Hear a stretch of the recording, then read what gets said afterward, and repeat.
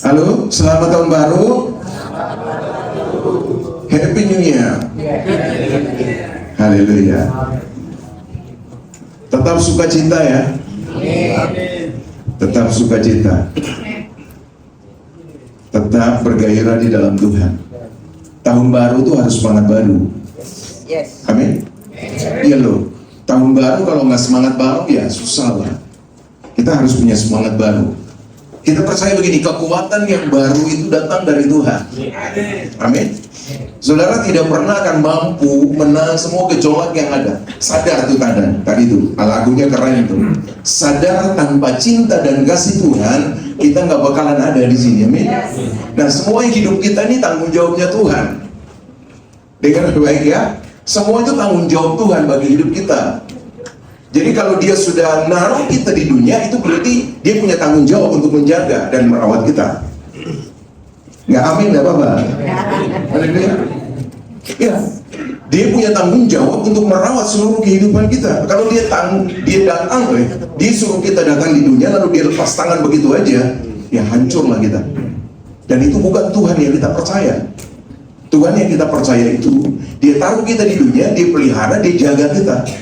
Amin. Makanya lihat, Adam dijadikan pada hari ke-6. Kenapa? Dia harus siapkan segala sesuatu supaya Adam bisa hidup. Loh? Amin. Coba kalau Adam ditaruh di hari pertama, dia kemana? Nggak bisa apa-apa. Allah siapkan segala sesuatu, baru dia naruh Adam di tangan ini. Sama, hidup kita pun demikian. Ketika saudara dan saya ada di dunia, Tuhan sudah persiapkan segala sesuatu, baru dia taruh kita di dunia. Itu bentuk pemeliharaan, itu bentuk kuasanya, itu bentuk apa ya dia bilang, perlindungannya dalam kehidupan kita. Haleluya. Saudara percaya kepada Allah yang seperti itu, harusnya kita nggak boleh khawatir. Nah, cuma kadang-kadang kan kita suka khawatir dengan kehidupan kita kan. Amin. Dapat cuan sedikit khawatir. Haleluya. Betul kan? Orang yang bisnis tuh, rugi sedikit, gimana ya sekarang situasi kayak begini, salahin lagi situasi.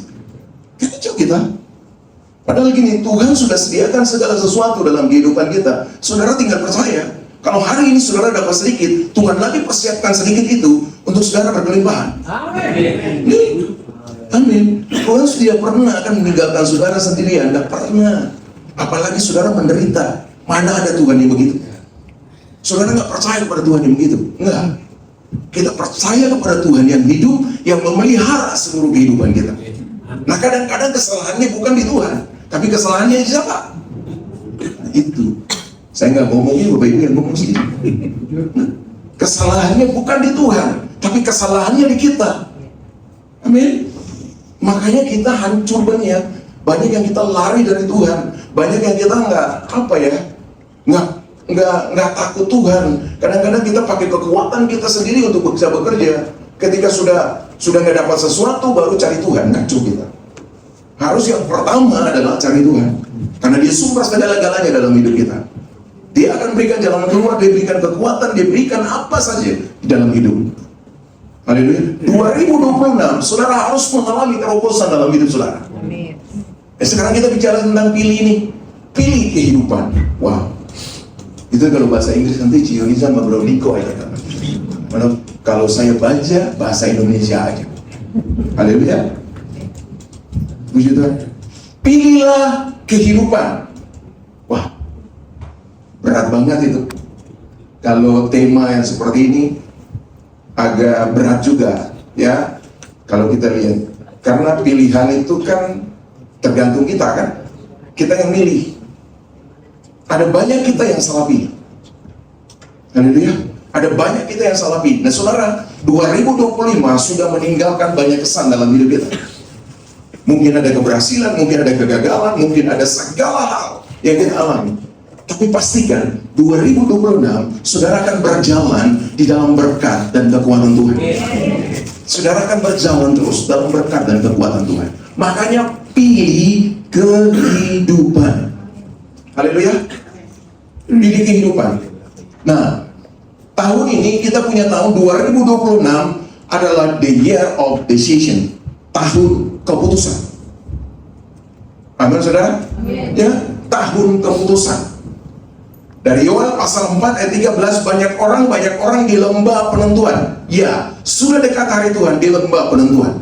Sudah dekat hari Tuhan di lembah penentuan. Hari ini kita harus ambil keputusan, karena Tuhan semakin dekat dalam kehidupan kita. Ya, kehadirannya semakin dekat dalam hidup kita. Nah, kita lihat di tema Januari itu bicara tentang lembah keputusan. Keputusan adalah titik kritis yang membentuk masa depan kita. Namun Tuhan selalu hadir dalam setiap prosesnya dan siap membimbing dan memberi kekuatan. Jadi ketika saudara ambil keputusan bersama dengan Tuhan, dengar baik-baik, saudara tidak akan sendiri. Tuhan akan berjalan bersama-sama dengan saudara. Kadang-kadang kita takut ambil keputusan. Enggak. Kalau saudara bersama dengan Tuhan, Tuhan akan selalu bersama-sama dengan saudara. Tuhan akan berikan pencerahan, Tuhan akan berikan kekuatan, Tuhan akan berikan hikmat, Tuhan akan buka jalan bagi saudara. Itu yang Tuhan yang kita percaya, kan? Yesus yang kita percaya itu kayak gitu. Dia tidak pernah akan membiarkan anak-anak sendiri. Dengar, ketika saudara dan saya berdosa, Dia cari jalan untuk menebus saudara. Wah, keren banget. Padahal itu nggak mudah bagi Dia. Jangan bicara mati dulu, jangan bicara Dia mati, ya. Tapi bicara Allah yang menjadi manusia, itu hal yang wow. Bagi Dia itu satu keputusan besar bagi diri Dia. Ya. Pencipta jadi yang diciptakan itu nggak mudah bagi Dia. Ya mungkin kalau kita sebagai manusia itu kita berpikirlah secara manusia, ya, itu nggak mudah. Yuk gini dah, bosmu, kamu bos di kantor, kamu bos di perusahaan, lalu kamu turun jadi pembantu. Kamu turun jadi pembantu. Setiap hari sikat WC. Padahal anak pembantu di situ, tapi saudara yang bikin. Kira-kira gimana saudara rasain? Rasa apa tuh? Penghinaan, kan? Gue hina banget gue punya uang kok, gue punya perusahaan, masa gue jadi begini? Sudah lihat, manusia kayak begitu aja rasa seperti itu. Yesus, Dia sebagai Allah, Dia harus turun jadi manusia yang seperti yang diciptakan. Yang Dia ciptakan ini, Dia sama. Dia bisa nangis, Dia bisa rasa lapar, Dia bisa rasa sakit, Dia bisa apa semua sekalipun. Dia bisa lakukan itu. Padahal kalau Dia mau, Dia tinggal aja di surga. Enak-enak kan? Disembah oleh malaikat. Haleluya. Ngapain Dia susah? Kenapa? Karena Dia mengasihi Bapak Ibu dan saya. Makanya Dia cari jalan untuk bagaimana supaya kita bisa ditebus, supaya kita hidup di dalam kekekalan bersama-sama dengan Dia. Nah, keputusan-keputusan itu yang harus kita ambil hari ini. Apakah kita mau percaya Dia atau enggak? Yuk, jangan bilang begini, oh saya sudah di gereja pas saya percaya Yesus. Belum tentu. Banyak orang yang di gereja yang percaya Yesus. Amin. Banyak orang yang di gereja yang gak percaya Yesus. Cuma ngomong-ngomong Yesus saja, tapi percayanya enggak. Nah itu kacau untuk orang-orang Kristen. Orang-orang percaya dari ini kacau ya gitu. Dengar kita bilang ini, kamu hidup hari ini cuma karena percaya. Percaya bahwa Tuhan menyertai kamu, percaya bahwa Tuhan menyelamatkan kamu, percaya bahwa Tuhan memberikan jalan keluar bagi masalah kamu, percaya bahwa Tuhan memberkati kita. Haleluya. Itu penting bagi kita. 2026 kita harus jaga itu dalam kehidupan kita, supaya jangan kita salah. Ya percuma aja kegagalan demi kegagalan kita alami setiap tahun. 2025 lewat dengan kegagalan mungkin. Sekarang 2026 masuk lagi, mulai berpikir lagi yang sama. Nah sekarang kita harus ambil keputusan, ambil pilihan kita. Pilihlah kehidupan. Amin. Kalau saudara mau pilih kehidupan cuma satu, berjalan bersama dengan Yesus. Nggak ada yang lain. Karena Yesus hidup. Kita percaya kepada Allah yang hidup, kan?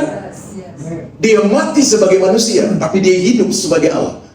Hari ketiga Dia bangkit dari antara orang mati, naik ke surga. Itu kealahan Dia. Haleluya. Tapi ketika Dia mati, itu manusianya Yesus, kemanusiaannya yang mati. Supaya apa? Kita diselamatkan. Darahnya itu menebus dosa kita. Lupa gampang saja kalau kita bicarakan. Allah kan maha kuasa, ya. Dari surga Dia bilang, sudah, aku ampuni kamu. Bisa nggak gitu? Bisa nggak? Bisa. Allah bisa begitu. Tapi Allah juga tidak boleh mengingkari setiap keputusan, aturan yang Dia buat. Haleluya. Aturan yang Dia buat harus ada pencurahan darah untuk pengampunan dosa. Yang setuju kita amin. Harus untuk pengampunan dosa, karena itu aturan, karena itu firman-Nya. Makanya dia nggak boleh melanggar apa yang dia tetapkan. Makanya satu jalan begini, ya dia turun sendirilah untuk menyelamatkan kita sebagai manusia. Dengan apa? Mencurahkan darahnya, membasuh kita dari setiap dosa kita. Amin. Makanya hari ini engkau dan saya bebas, merdeka. Kita menjadi orang yang dipilih oleh Tuhan. Kalau kita menjadi orang yang sudah dipilih, ditentukan oleh Tuhan, maka harus kita juga memilih. Pilihan kita adalah apa? Kehidupan. Nah, tema minggu ini kita bicara tentang pilih kehidupan. Hidup pada dasarnya adalah rangkaian pilihan. Setiap hari kita memilih cara berpikir, cara bersikap, nilai yang kita pegang, dan jalan yang kita tempuh. Semuanya kita pilih. Semuanya kita pilih. Respon pemikiran kita, cara bersikap kita, cara pikir kita, respon hati kita, semuanya kita pilih untuk bagaimana. Kita mau berespon yang benar, itu pilihan. Kita mau berespon yang salah, itu pun pilihan. Haleluya. Amin saudara. Sudah makan pagi kah? Kenapa mukanya kayak begitu? Lihat kiri kanan. Ini tahun baru, senyum dong. Terima firman Tuhan dengan senyuman. Haleluya. Harus ganti tema Tuhan. Terima firman Tuhan dengan senyuman. Amin. Semua kan manis kan? Bukan saya yang manis kan? Semua manis. Haleluya. Bukan saja yang hitam yang manis. Haleluya. Semua di dalam Tuhan itu pasti manis. Berbahagialah orang yang hitam. Ya. Seringkali kita berharap Tuhan mengubah keadaan. Ya. Seringkali kita berharap Tuhan mengubah keadaan. Padahal Tuhan justru menantang kita untuk mengambil keputusan yang benar, meskipun situasi tidak mudah. Jadi apa? Pilihlah kehidupan. Seringkali kita berharap Tuhan mau mengubah setiap keadaan. Enggak. Tuhan gak bakalan ubah keadaan kita.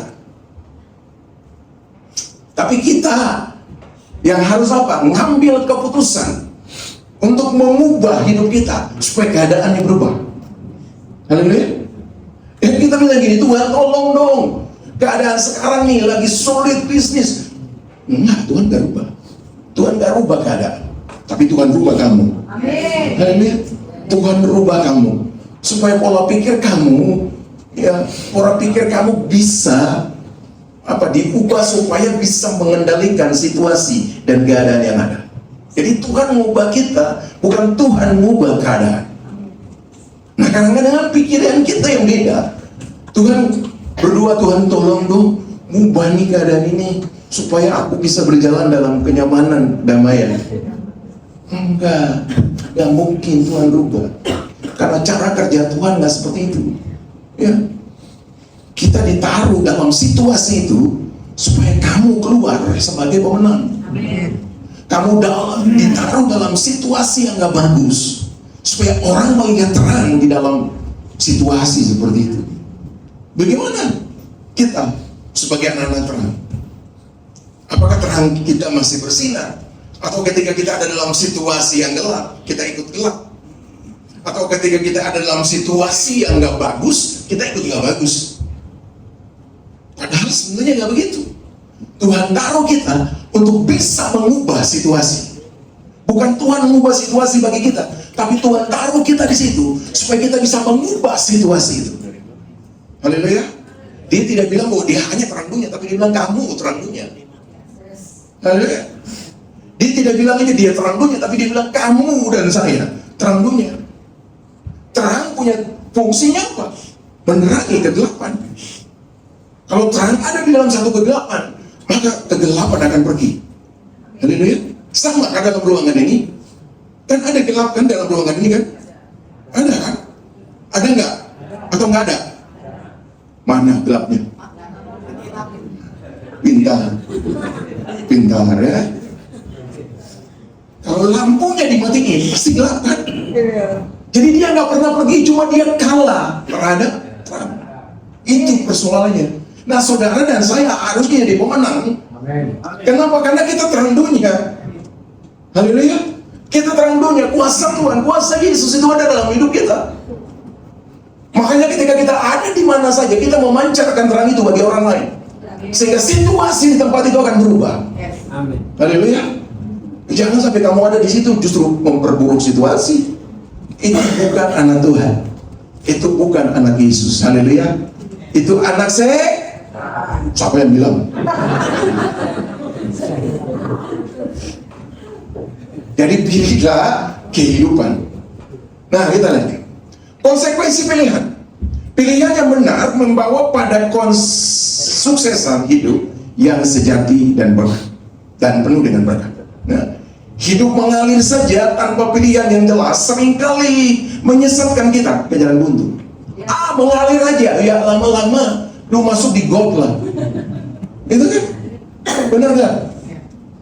Mengalir aja, mengalir, nggak ada dalam kekristenan itu di sini mengalir, nggak ada.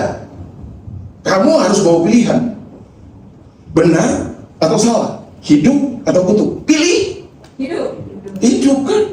Kita harus pilih kehidupan, kita harus pilih kebenaran. Haleluya, amin saudara. Berharap nggak tidur ya? Kalau tidur pasti saya teriak. Kok Iwan? Astaga.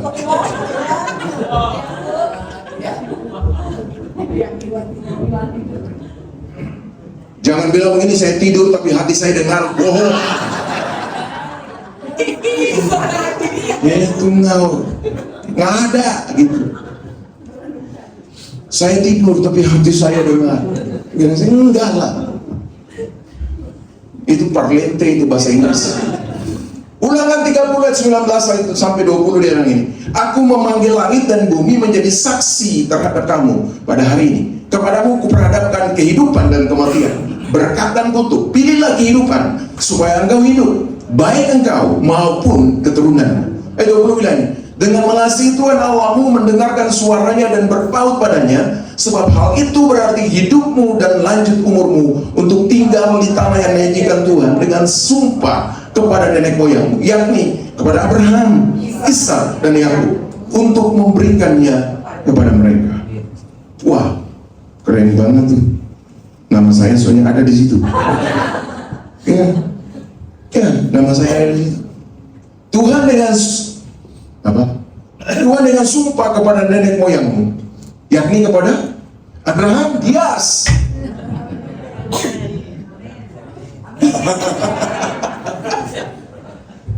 Kepada Abraham, Ishak dan Yakub untuk memberikan kepada mereka. Jadi janji itu kita dapat tanah perjanjian karena kita pilih kehidupan. Saudara dan saya dapat tanah perjanjian karena kita pilih kehidupan. Nah, kalau kita pilih kehidupan berarti kita pilih Allah yang hidup. Haleluya. Pilih Yesus Kristus, pilih Tuhan. Nah, kalau kita nggak pilih itu berarti ya susah. Musa sedang memberikan pidato perpisahan kepada bangsa Israel di dataran Moab. Ya, sebelum mereka masuk tanah perjanjian, setelah memaparkan seluruh hukum dan konsekuensinya, Musa membawa mereka ke titik keputusan yang sangat mendesak. Musa memanggil langit dan bumi bukan sekedar puitis, bukan sekedar kata-kata puitis, bukan. Ya, dalam tradisi perjanjian kuno, saksi diperlukan agar perjanjian itu sah secara hukum. Langit dan bumi adalah saksi abadi dan tidak memihak atas janji yang dibuat manusia kepada Tuhan. Yang setuju katakan amin. Ya, jadi langit dan bumi itu saksi abadi yang tidak memihak atas janji yang dibuat manusia kepada Tuhan. Memilih kehidupan bukanlah keputusan sekali seumur hidup, bukan. Saat bertobat saja, bukan itu saja, melainkan keputusan harian, hari demi hari. Ya, kita harus ambil keputusan untuk hidup. Setiap kali kita memilih untuk jujur, mengampuni, mengandalkan Tuhan, kita sedang memilih kehidupan. Haleluya. Jadi setiap hari saudara sedang memilih kehidupan. Jadi bukan ketika saudara bertobat saja satu hari itu, lalu saudara bilang ini, aku bertobat, aku mau hidup dalam Tuhan. Terus hari-hari berikutnya saudara hidup nggak benar. Gak bisa. Saudara harus terus menerus setiap hari bertobat, setiap hari melakukan pilihan yang benar, pilihan kehidupan di dalam Yesus untuk hidup benar, hidup di dalam terang kasih, berjalan di dalam Dia. Jadi ketika saudara begini, memilih jujur, terus mengampuni, terus mengandalkan Dia, itu sedang memilih kehidupan. Ada orang yang bersalah kepadamu, kamu bilang, aku mengampuni kamu, aku mengampuni kamu. Kamu sedang memilih kehidupan. Tapi ketika kamu bilang begini, enggak, aku enggak mengampuni kamu. Kadang-kadang orang bilang, Pak, saya nggak mau ngomong apa, sama, kamu nggak milih itu. Berarti kamu sedang memilih kematian, bukan kehidupan. Karena setiap perkataanmu pasti menghidupkan kamu. Kata-katamu itu berkuasa. Haleluya. Setiap perkataanmu itu berkuasa. Mengubah siapa? Pertama kali, mengubah hidup kamu. Yang kedua, mengubah orang di sekitar kamu. Haleluya. Kenapa sampai saya bilang itu? Karena gini, kuasa Tuhan, Roh Kudus itu ada dalam hidup kita. Ya, setuju katakan amin. Nah, saudara lihat itu. Pilihan nyata itu kehidupan versus kematian. Tuhan memperhadapkan kita pada pilihan kehidupan berkat dan kematian kutuk. Pilihan ini bukan hanya pilihan fisik, tetapi juga spiritual, yaitu kehidupan versus kebinasaan. Jadi kalau saudara salah pilih, pasti saudara binasa. Kalau saudara salah pilih, pasti saudara akan binasa. Makanya hidup sesuai kehendak Tuhan membawa kehidupan dan berkat. Sedangkan menolak firman membawa kematian dan kutuk. Jadi kalau saudara mau pilih hidup, maka saudara harus hidup dalam kebenaran firman, melakukan firman Tuhan, maka saudara hidup. Maka saudara sedang memilih hidup. Sedangkan ketika saudara menolak firman Tuhan, berarti saudara sedang memilih kematian bagi saudara. Jadi ini, kita bilang ini, firman itu menghidupkan. Yang setuju katakan amin. Yang setuju katakan amin. Firman itu menghidupkan. Benar, saya rasakan itu dalam hidup saya. Betul. Kemarin kan saya udah ngomong bagi saudara kan, saya sudah cerita bagi saudara bagaimana ketika almarhum istri saya pergi, terus saya jadi down, tapi ketika saya ketemu satu firman Tuhan, itu mengubahkan saya dan saya percaya firman itu menghidupkan kembali saya. Haleluya. Saudara harus hidup dalam firman Tuhan, kalau nggak bisa. Ya. Yang pertama kita bicara begini, esensi kehidupan, esensi memilih kehidupan, esensi dari memilih kehidupan. Firman Tuhan katakan dalam Yohanes 14 ayat 5-7, kata Thomas kepadanya, Tuhan, kami tidak tahu kemana Engkau pergi, jadi bagaimana kami tahu jalan ke situ? Kata Yesus kepadanya, akulah jalan, kebenaran, dan hidup. Tidak ada seorang pun yang datang kepada Bapa kalau tidak melalui aku. Bapa tinggalnya di mana? Bapa tinggalnya di mana? Kalau Bapa Abraham tinggalnya di Agape. Ya? Kalau Bapa Darman tinggalnya di Gadok. Amin. Haleluya. Kalau Bapa Riki tinggalnya di apa tuh? Ayam geprek. Ayam geprek istana, dekat istana presiden. Nah, kalau Bapa kita tinggalnya di mana? Di sorga. Jadi tidak ada jalan ke surga tanpa Yesus Kristus. Karena Dia adalah jalan, kebenaran, dan hidup. Wah, keren banget. Saudara percaya kepada Yesus yang begitu, yang bawa saudara untuk hidup dalam kebenarannya, dan saudara punya tempat sudah tersedia bersama-sama dengan Dia di surga. Jadi saudara gak usah cari-cari surga, saudara cukup cari Yesus. Amin. Kalau saudara cari Yesus, saudara pasti menemukan tempatnya. Dia bilang ini, aku pergi supaya aku menyediakan tempat bagimu, supaya di mana aku berada, kamu pun berada. Jadi ketika kita cari Yesus, kalau kita sudah menemukan Yesus, kamu tahu Yesus punya tempat di mana. Amin. Di situ pun Bapak Ibu dan saya berada. Yang setuju katakan amin. Haleluya. Akulah jalan dan kebenaran dan hidup. Tidak ada seorang pun yang datang kepada Bapa kalau tidak melalui aku. Sekiranya kamu mengenal aku, pasti kamu mengenal Bapakku. Sekarang ini kamu mengenal dia dan kamu telah melihat dia. Lihat saudara, perhatikan baik-baik. Yesus kasih gambaran yang jelas bagi kita hari ini. Kalau kamu melihat Allah, kamu lihat dia. Sama nih, kamu harus lihat Yesus. Ketika kamu lihat Yesus, kamu sudah lihat Bapa, kamu sudah lihat Allah. Sekarang ini harus bertanya dalam hidup kita. Orang sudah lihat Yesus nggak dalam hidup? Karena kamu dan saya adalah gambaran Yesus di dunia ini. Yesus sudah tidak kelihatan secara fakta, fisik. Ngapa? Tapi Yesus ada di dalam representasinya. Representasi Yesus adalah kita masing-masing. Amin. Orang sudah lihat Yesus nggak dalam hidupmu? Atau ketika orang lihat kamu, orang kabur? Karena ada setan dan iblis di situ. Loh. Amin. Banyak kali kan orang takut, Pak Ampi, orang marah gitu. Enggak lah, saya nggak marah. Ya, saya cuma tegur saudara untuk jadi baik. Amin. Saya tegur saudara untuk jadi baik. Kadang-kadang begitu orang bilang itu marah. Enggak. Yesus juga marah lebih parah. Dijungkir balikan itu dalam bait Allah. Amin. Kenapa? Karena ketidakbenaran. Kalau ketidakbenaran kita harus kadang-kadang begitu. Karena kalau manusia gini, Pak Kris jangan bikin begitu ya, nggak bagus. Bagus. Ya sudahlah, gue bikin terus aja. Kenapa? Karena kadang-kadang teguran yang kayak begitu tuh. Tapi kan, Pak Kris nggak boleh kayak gitu ya sekali-kali. Keren kan? Sakit ya. Kadang-kadang kita harus pakai yang kayak gitu. Orang-orang ada orang yang harus kayak gitu. Ada orang yang kita tegur gini, jangan gitu ya. Itu nggak bagus. Itu berdosa dia dapat. Dia bisa berubah. Tapi ada orang yang ketika kamu bikin begitu, dia bikin lagi lebih jahat.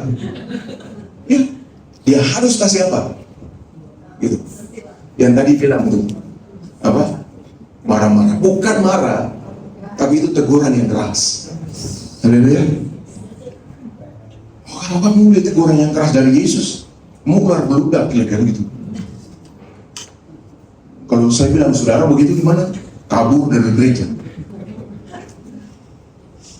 Kamu ular beludak, jangan bikin begitu. Nah, begitu kan? Saya nggak sampai begitu. Maksudnya saya nggak sampai begitu. Ya palingan keras. Gak boleh gitu kamu. Kadang-kadang saya seperti itu. Supaya apa? Saudara bisa kaget. Kadang-kadang tuh hati saudara kaget karena kekerasan suara juga. Gitu ya. Urapannya sudah ada, ya keren kan. Haleluya. Kan nggak sampai jatuh kan. Jadi itu, main-main kita, esensi dari memiliki kehidupan itu kayak seperti itu. Nah, memiliki Kristus itu, memiliki kehidupan meliputi 3 dimensi utama. Saudara bisa lihat di situ. Jadi memiliki kehidupan itu bukan sekedar soal kelangsungan biologis, melainkan tentang kualitas spiritual dan ketaatan kepada Allah. Karena memiliki hidup bermakna hingga kekekalan memerintah bersama dengan Yesus Sang Raja. Jadi bukan soal biologis saja saudara memilih kehidupan, tetapi ini bicara juga tentang kualitas spiritual dalam hidup saudara. Ketika saudara memilih kehidupan, kenapa? Karena saudara akan hidup bersama-sama dengan Yesus di dalam kerajaan Allah. Selamanya saudara akan hidup dengan dia di situ. Jadi kita lihat, memilih kehidupan itu meliputi 3 dimensi utama. Yang pertama, memiliki Kristus sebagai sumber hidup. Yang setuju katakan amin. Dalam Yohanes 14 ayat 6 dalam perjanjian baru, esensi kehidupan dipersonifikasikan dalam Yesus Kristus yang adalah jalan, kebenaran, dan hidup. Ini. Jadi kita memiliki Kristus sebagai sumber kehidupan kita. Tanpa Yesus kita nggak hidup. Tanpa Yesus kita tidak diberkati. Tanpa Yesus kita apa lagi? Tidak hidup dalam kebenaran. Haleluya. Yang kedua gini, memilih kesetiaan kepada firman Tuhan. Matius pasal 4 ayat 4. Memilih kehidupan berarti menyelaraskan kehendak kita dengan kehendak Allah. Roma pasal 8 ayat 6. Jadi kalau kita memilih kehidupan itu berarti kita memilih ketaatan kepada firman Tuhan, menyelaraskan semua tindakan, perkataan, apapun yang kita lakukan dengan firman Tuhan. Itu kita sedang memilih hidup. Bagaimana kita bisa menyelaraskan dengan firman Tuhan kalau setiap hari tidak baca firman? Belum? Yang nggak baca firman katakan amin. Bagus loh itu. Keren. Daripada nggak baca terus diam aja. Saudara sedang memilih kematian itu. Ya, betul kan? Yang baca firman Tuhan katakan amin. Banyak gitu. Ya. Jadi gini, memilih kasih dan pengampunan. Matius pasal 22, 37 sampai 39. Memiliki kehidupan berarti memilih untuk mengasihi, melepaskan pengampunan dan membangun sesama. Kadang-kadang yang paling susah itu melepaskan pengampunan. Karena orang sudah sakitin kita, kita sudah terluka. Haleluya. Nah, luka itu susah banget diobati. Saudara lihat, luka yang susah diobati datang kepada Yesus, pasti terobati. Haleluya. Benar. Saya ini banyak terluka loh, saudara. Kalau saudara lihat di mikroskop spiritual, ya, Asik. mikroskop spiritual ada di tangan Yesus, saudara boleh lihat. Itu pasti seluruh tubuh saya itu terluka, dan banyak sekali tanda-tanda luka di sana yang sudah sembuh. Iya, kenapa? Karena Yesus. Yang setuju katakan amin. Lo gak mudah lo mengembalakan. Benar, gak mudah mengembalakan.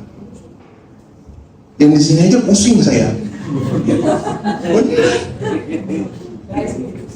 Apalagi ditambah dengan Cianjur, ditambah dengan Sukabumi. Tapi semua karena kekuatan Tuhan kan. Saya bisa berdiri sampai hari ini, masih ganteng, masih manis. Haleluya. Daripada orang gak puji, mendingan puji diri sendiri.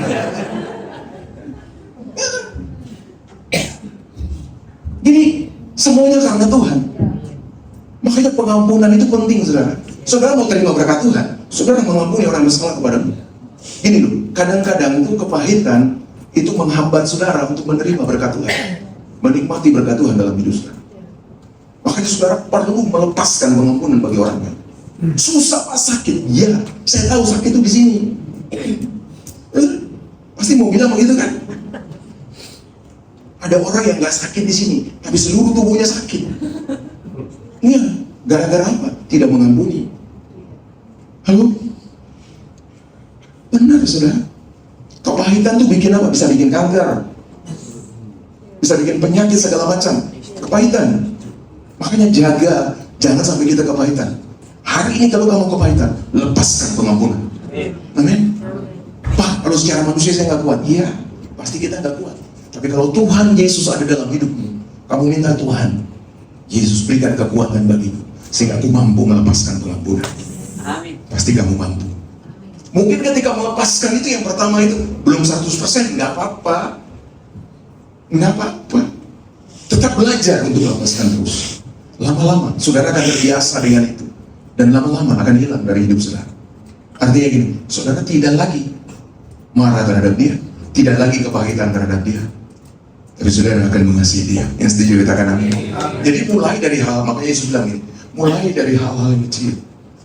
Kadang-kadang kita mau biar semuanya lepas, belum tentu saudara. Sakit tuh agak susah untuk disembuhkan secara, kecuali kalau kamu percaya sungguh-sungguh kepada Tuhan, Tuhan mampu lakukan itu. Tapi kadang-kadang kan kita berpikir gini, aduh, susah banget ya. Hari ini aja dia bikin begini ke gua sudah maafkan, besok lagi dia bikin lagi, nambah-nambah kan ya. Pusing saya. Betul nggak saudara? Tapi ketika saudara bilang enggak, dia mau bikin apa bagi saya tetap mengasihi dia, saya memaafkan dia, saya mengampuni dia, saya lepaskan pengampunan bagi dia. Walaupun masih sakit, enggak apa-apa. Mulutmu berkata begitu, kupingmu dengar, itu akan mengubah hatimu. Yang setuju katakan amin. Haleluya. Oh, ini baru satu habis ini. Yang kedua, hidup berdampak untuk generasi mendatang. 10 menit ya? Sorry. Oh gitu. Nah, 2 Timotius 1 ayat 3 dan 5 katakan, aku mengucap syukur kepada Allah yang kulayani dengan hati nurani yang murni, seperti yang dilakukan nenek moyangku, dan selalu aku mengingat engkau dalam permohonanku baik siang maupun malam. Sebab aku mengingat akan imanmu yang tulus ikhlas, yaitu iman yang pertama-tama hidup di dalam nenekmu Lois dan di dalam ibumu Eunike, dan yang aku yakin hidup juga di dalam dirimu. Saudara lihat, Timotius dia melihat dia melihat dampak, dia melihat teladan daripada neneknya dan juga mamanya. Ini teladan generasi. Nah, apa yang telah kita turunkan bagi generasi kita? Itu pertanyaannya, saudara. Paulus menegaskan bahwa ia tidak sedang membawa ajaran baru yang asing, melainkan meneruskan pengenalan akan Allah yang telah disembah oleh nenek moyangnya. Paulus sadar bahwa ia adalah bagian dari sebuah garis sejarah. Ya. Dia sadar bahwa dia adalah bagian dari garis sejarah yang dia harus tanamkan dampak dari untuk generasi-generasi berikutnya. Menjadi saksi, menjadi teladan bagi generasi-generasi berikutnya. Kesetiaan kita hari ini berdampak terhadap, nah kita lihat, kesetiaan kita hari ini akan berdampak terhadap dasar bagi masa depan. Karenanya pilihan kita untuk hidup takut akan Tuhan hari ini akan bermanfaat untuk menjaga api itu tetap menyala, agar tidak akan padam saat giliran estafet diberikan kepada generasi berikutnya. Kadang-kadang sebelum kita berikan tongkat estafet itu kepada generasi itu, kita sudah lemah duluan, kita sudah nggak kuat duluan, iman kita sudah hancur babak belur sama sekali. Banyak seperti itu, saudara. Akhirnya apa? Generasi kita tidak punya iman, ya. Karena apa? Karena dia tidak melihat saksi yang hidup dari kehidupan kita. Dia tidak melihat dampak yang baik dari hidup kita. Akhirnya jangan salahkan anak-anak kita, jangan salahkan generasi kita. Kalau hidup mereka berantakan, apa yang kamu buat bagi mereka? Apa yang kamu berikan bagi mereka sebagai legacy? Apa yang kamu berikan? Kata-kata kasar kah? Makian kah? Atau gaya hidup yang salah yang kamu berikan bagi dia? Lihat Timotius, dia lihat neneknya, dia lihat mamanya, karena mereka hidup dalam kebenaran. Lihat kata tulus ikhlas itu anipokritos, secara harafiah berarti tanpa topeng atau tidak munafik. Timotius melihat iman ibu dan nenek Timotius asli dan konsisten. Jadi tidak dia lihat itu sebagai topeng gitu, cuma di muka doang, hatinya enggak. Dia lihat bahwa mereka tuh hidup benar. Jadi Timotius asli dan konsisten melihat itu antara apa yang diperbicarakan dengan apa yang dilakukan oleh nenek dan ibunya. Jadi itu yang disebut dengan integritas. Apa yang kamu katakan, apa yang kamu lakukan sesuai dengan yang kamu lakukan, itu namanya integritas. Kadang-kadang orang Kristen nggak punya integritas. Apa yang dia ngomong tapi yang dia lakukannya beda. Itu namanya parlente. Tahu parlente? Itu bahasa Belanda, itu bahasa Belanda kuno. Ya. Bohong besar namanya. Nah, yang ketiga, terakhir saudara, karena saya sudah diberikan kode, hidup dalam berkat dan menjadi berkat bagi orang lain. Nah ini penting saudara. Kalau kita memilih hidup, jadi kita harus hidup di dalam berkat Tuhan. Kita percaya begini, ketika kita percaya Yesus, dia sumber segala-galanya, dia sudah menyediakan segala-galanya bagi kita. Artinya kita sudah diberkati oleh dia. Tapi ingat, ketika kita diberkati oleh dia, kita juga harus jadi berkat bagi orang lain. Mazmur 1 ayat 3, 1 ayat 1 sampai 3. Berbahagialah orang yang tidak berjalan menurut nasihat orang fasik, yang tidak berdiri di jalan orang berdosa, dan yang tidak duduk dalam kumpulan pencemooh. Tetapi yang kesukaannya ialah Taurat Tuhan, dan yang merenungkan Taurat itu siang dan malam. Ia seperti pohon yang ditanam di tepi aliran air, yang menghasilkan buahnya pada musimnya, dan yang tidak layu daunnya. Apa saja yang diperbuatnya berhasil. Haleluya. Wow, itu firman Tuhan bagi kita. Kalau saudara ada di dalam Tuhan, kalau saudara tetap di dalam firman-Nya, saudara akan berhasil. Saudara akan berbuah banyak, bukan hari ini saja, tapi sepanjang musim kehidupan saudara dan saya, kita pasti berbuah. Amin. Aduh, sudah teriak-teriak begitu, aminnya sedikit. Haleluya. Dan diberkati bukan sekedar tentang apa yang kita miliki, melainkan tentang di mana kita berdiri dan kemana kita berakar. Haleluya. Jadi diberkati itu bukan sekedar tentang apa yang kita miliki, bukan. Kadang-kadang kita berpikir tuh, kalau kita diberkati kita punya banyak uang, kita punya banyak harta. Tapi kalau kamu punya dasar salah, hancur tuh hidup kamu. habis tuh uang kamu, habis tuh harta kamu, kalau kamu punya dasar yang salah. Tapi ketika kamu punya dasar yang benar di dalam Kristus, karena Dia sumber segala-galanya dalam hidupmu, dengar, kamu akan berhasil dan buahnya setiap musim kehidupan. Haleluya. Nah, hidup yang diberkati adalah hidup yang terhubung dengan sumber kehidupan, yaitu Yesus Kristus. Sehingga secara alami ia meluap dan menjadi berkat bagi sekelilingnya. Wow, keren banget ya saudara. Nah, hidup yang diberkati itu bukan saja begini. Ketika berkat itu datang, saudara nampung terus. Iya, nampung terus untuk diri saudara sendiri. Enggak, itu bukan hidup yang diberkati. Bukan. Itu hidup yang sombong dan angkuh. Hidup yang diberkati begini, kamu sudah diberkati, tapi kamu bisa membagi berkat itu bagi orang lain. Kamu bisa memperhatikan orang-orang di sekitarmu yang membutuhkan, sehingga kamu jadi berkat, kamu jadi dampak, kamu jadi saksi bagi orang lain. Itu meluap dari hatimu yang percaya kepada Yesus. Itu datang dari akarmu yang ada di dalam Kristus. Itu yang membuat engkau menjadi dampak bagi orang lain, menjadi saksi bagi orang lain. Sehingga melalui hidup orang lain, oh ini Yesus, aku sudah menemukan Yesus, padahal aku nggak tahu. Aku sudah menemukan. Saudara dengar baik. Kadang-kadang kamu bisa menemukan Yesus lewat anakmu. Kamu bisa melihat Yesus melalui istrimu. Amin. Kamu bisa melihat Yesus melalui suamimu. Amin. Dalam suamimu. Ya. Kamu bisa melihat Yesus dari gembala. Amin. Ya. Itu yang harus kita. Pemuji maju. Itu anak muda di belakang, pemuji ngobrol aja. Ntar gue nanya lo satu-satu. Tanya Pak.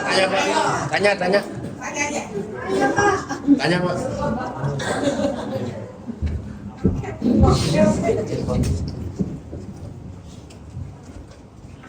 Jadi hidup yang diberkati adalah hidup yang terhubung dengan sumber kehidupan, yaitu Yesus Kristus. Sehingga secara alami ia meluap. Berkat itu akan meluap, bukan saja datang kepada kamu, tetapi dia meluap dan menjadi berkat bagi orang-orang di sekeliling.